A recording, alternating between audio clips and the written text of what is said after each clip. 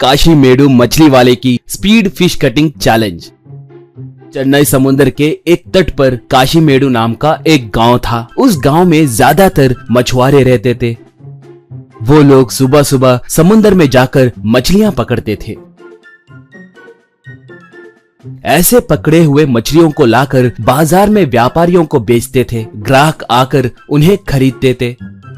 ऐसे खरीदे मछलियों को काटकर उनके टुकड़े बनाने के लिए थोड़े लोग वहां पर तैयार रहते थे। वो लोग उन मछलियों को एक लकड़ी के मुद्दी पे रखकर बड़े से चाकू से उनके टुकड़े करके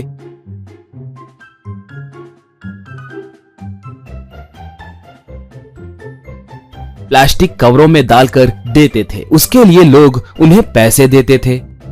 उनमें सेल्वम भी एक था। सेल्वम मछलियां पकड़ने में माहिर था। जितनी भी बड़ी मछली हो उसे चुटकी में काट कर देता था। मछलियां ही नहीं, बड़े बड़े केकड़े, बड़े बड़े झींगे भी मिनटों में काट के देता था। ऐसे कमाए पैसों से सेल्वम अपने पत्नी और बच्चों का पोषण करता था।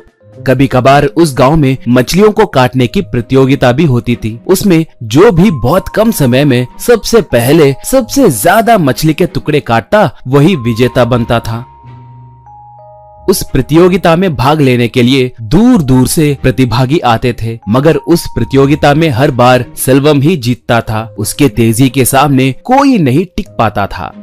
उसी गांव में मुर्गन नाम का एक बड़ा स्मगलर हुआ करता था। उसे एक बड़ा घर और एक कार था। उसके पास मछलियों को रखने वाला गोदाम भी था। उस गोदाम में बड़े बड़े मछलियों को बर्फ के टुकड़ों पर रखते थे।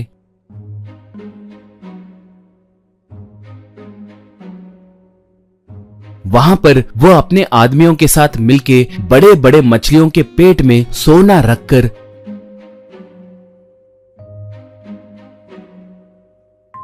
आटोट में चढ़ाता था। वो आटोट उन्हें लेकर निकलते थे।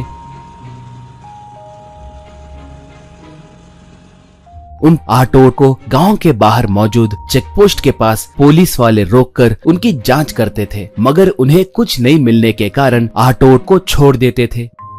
मुर्गन को वेलू नाम का एक बेटा था। वो बिना कोई काम काज किए आवारा घूमते रहता था। सबके साथ झगड़ा करते हुए डांट खाते रहता था। उसके पिता के डर से उसे कोई कुछ नहीं कहता था। उसका फायदा उठाते हुए वो बहुत ज्यादा अकड़ता था। छोटे बच्चों के साथ शर्त लगा के जीतना उसे बहुत पसंद था, क्योंकि उनसे जीतना बहुत आसान था ना। ऐसे वो उनसे साइकिल चलाने की प्रतियोगिता, तैराकी करने की प्रतियोगिता, रनिंग रेस, पतंग उड़ाने की प्रतियोगिता,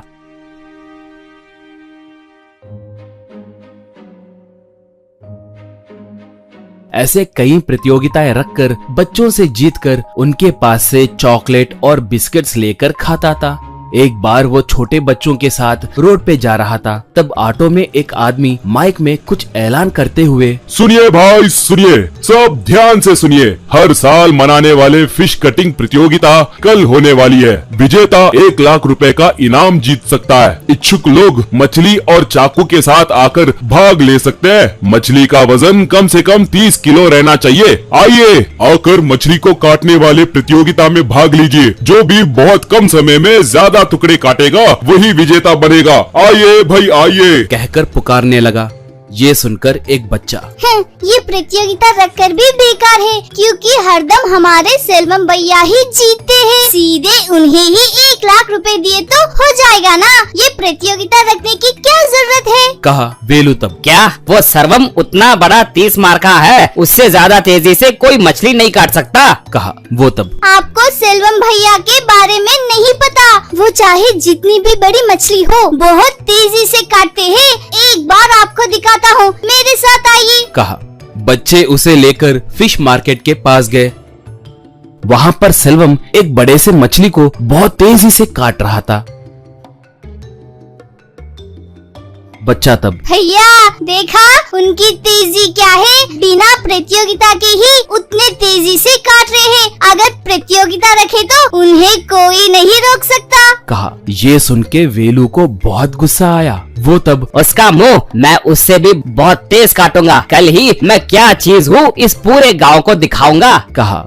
ऐसे वो अगले दिन गोदाम को जाकर वहाँ पर मौजूद एक बड़े से मछली को उठाया, उसे लेकर प्रतियोगिता के स्थल के पास आया। वहाँ पर गांव वाले, गांव के बड़े, कलेक्टर और पुलिस वाले सब थे। एक बड़ा आदमी 1 2 3 स्टार्ट कहकर विजिल मारा। बस सब मछलियों को काटना शुरू किए। सेल्वम हरदम के जैसे ही विजेता बना।